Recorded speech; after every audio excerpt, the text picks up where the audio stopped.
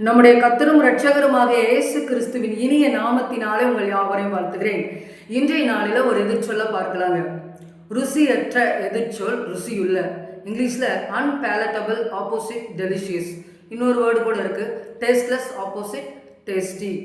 ருசி அப்படிங்கிறது பார்த்தீங்கன்னா சுவை என்று பொருள்படுகிறது. இப்போ ருசியற்ற அப்படின்னா சுவை இல்லாத பொருட்கள். இப்போ நாவுக்கு இனிமையான உணர்வு இல்லாத பொருட்கள் பேர் ருசியற்ற பொருட்கள் சொல்கிறோம். அதாவது மனசுக்கு திருப்தி இருக்காது, சாப்பிட்ட திருப்தியே இருக்காது. ஆனால் ஜீரணிக்க எளிதான காரம் எண்ணெயெல்லாம் குறைவாக செய்யும் பொழுது ஆரோக்கியமான உணவாக இருக்குது. உதாரணத்துக்கு பார்த்தீங்கன்னா பால் பாயாசம் வீட்டில் செய்கிறாங்கன்னு வைங்களேன். ஒரு சுகர் பேஷண்ட் இருக்காங்க அப்படின்னா அவங்க என்ன பண்ணுவாங்க, சர்க்கரை ரொம்ப கம்மியாக போட்டு பால் பாயாசம் செய்வாங்க. ஆனால் பாயாசங்கிறது இனிப்பு நிறைந்த ஒரு பொருள், உணவு. ஆனால் இந்த இடத்துல சர்க்கரை கம்மியாக செய்யும் பொழுது அந்த பால் பாயாசம் எப்படி இருக்குங்க, சப்புன்னு இருக்கும், டேஸ்ட்டே இல்லாமல் இருக்கும். அதே போல தான் வாழ்க்கையில், நம்முடைய வாழ்க்கையிலும் பரிசுத்த வேதாகம் ஒன்று சொல்லுகிறது. யோபு 6ஆம் அதிகாரம் 6வது வசனத்தில் ருசி இல்லாத பதார்த்தத்தை உப்பில்லாமல் சாப்பிடக்கூடுமோ, முட்டையின் வெள்ளை கருவினில் சுவை உண்டோன்னு சொல்லி யோபு புஸ்தகத்தில் வாசிக்கிறோங்க. அதாவது ருசியே இல்லாத ஒரு உணவுப் பொருளை அதில் என்ன பண்ணுறோம், உப்பு போட்டு சாப்பிடும் பொழுது அது டேஸ்ட்டாக இருக்கும். ஆனால் உப்பு இல்லாமல் சாப்பிட்டோம்னு வச்சுங்களேன், அது டேஸ்ட்டே இருக்காது, நமக்கு பிடிக்காது, வாய்க்கு பிடிக்காமல் இருக்கும். அதே போல் முட்டை வெள்ளை கரு இருக்குது பார்த்தீங்களா, அதை நீங்கள் என்ன வேணாலும் செஞ்சு சாப்பிட்டு பாருங்கள், எப்படி வேணால் செஞ்சு சாப்பிட்டு பாருங்கள், அதில் எந்த டேஸ்ட்டுமே இருக்காது. அதே போல தாங்க நம்முடைய வாழ்க்கையிலும் இயேசு இல்லாத வாழ்க்கை நம்மளுக்கு ருசியற்ற வாழ்வாக இருக்கிறது. பார்த்தீங்கன்னா இயேசு இல்லாத வாழ்க்கை ஒரு மனுஷனுக்குள்ளே இருக்கும் பொழுது அவங்களுடைய வாழ்வில் தனிமை இருக்கும், வெறுமை இருக்கும், பயம் இருக்கும், பதட்டம் இருக்கும், கலக்கம் இருக்கும், எதிர்காலத்தை குறித்த ஒரு கேள்விக்குறி இருந்துகிட்டே இருக்கும், குழப்பமாகவே இருப்பாங்க, திருப்தி இல்லாத வாழ்க்கை இருந்துக்கிட்டே இருக்கும். ஆனால் இயேசு இல்லாத வாழ்க்கை ஒரு மனுஷன் வாழும் பொழுது அவங்களுடைய வாழ்க்கை ருசிகரம் இல்லாமல் இருக்கும். ருசியற்ற அப்படிங்கிறதுக்கு ஆப்போசிட் என்னங்க, ருசியுள்ள அப்படின்னு அர்த்தம். இப்போ ருசினா சுவை மிகுந்தது.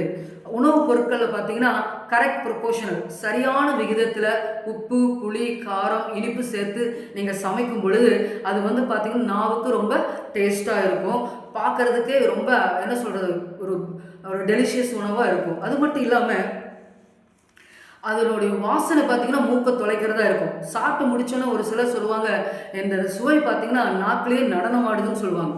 அந்த மாதிரி டேஸ்டான உணவுகள் சாப்பிடுவதற்கு பேர் ருசியுள்ள உணவுன்னு சொல்லப்படுது. இதுதான் வேதாகமத்தில் ஆதியாகமம் 25ஆம் அதிகாரத்தில் வாசிக்கிறோம். ஈசாக்கு வயதாயிருச்சு, கண்ணு தெரியல, கண்ணு மங்களாக இருந்துச்சு.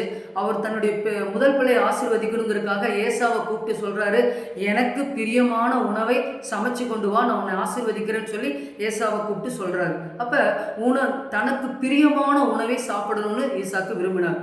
அதே போல தாங்க நம்முடைய வாழ்க்கை ருசியுள்ளவா மாறணும் அப்படின்னா இயேசு நமக்குள்ளே இருக்கணும், இயேசுவோடு நம்ம வாழணும். அப்படி வாழும் பொழுது தான் நம்முடைய வாழ்க்கை ருசியுள்ளதாக இருக்கும். அப்போ இயேசுவோடு எப்படி வாழ முடியும்? வேத வார்த்தைகளை தினமும் படிக்கணும். சங்கீதம் 19வது சங்கீதம் 10வது வசனத்தில் வாசிக்கிறோம், தேனிலும் தேன் கூட்டிலிருந்து ஒழுகும் தெளித்தேனிலும் மதுரம் உள்ளதா இருக்கிறதுன்னு சொல்லி வேத வசனத்தை குறித்து வாசிக்கிறோங்க.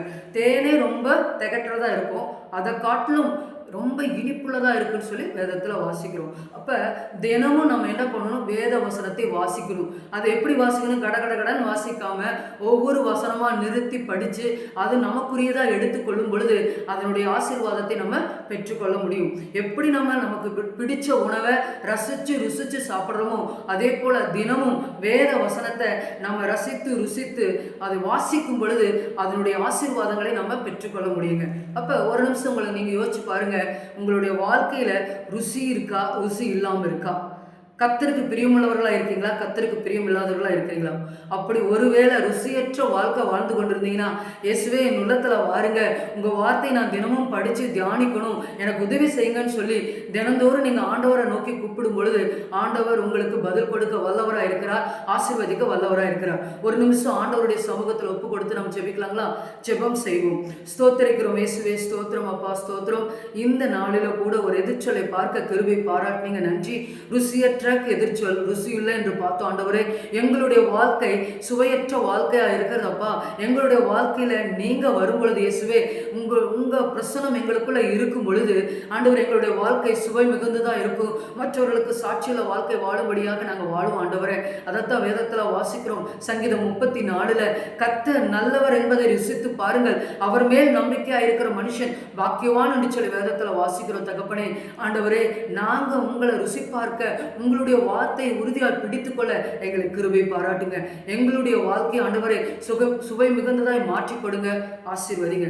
இயேசுவின் மூலம் ஜெபிக்கிறோம் நல்ல பிதாவே, ஆமென். இயேசு இல்லாத வாழ்க்கை வாழாம இயேசுவோடு வாழும் பொழுது நம்முடைய வாழ்க்கை ருசிகரமா இருக்கும். கர்த்தர் தாமே உங்களை ஆசீர்வதிப்பாராக. ஆமென்.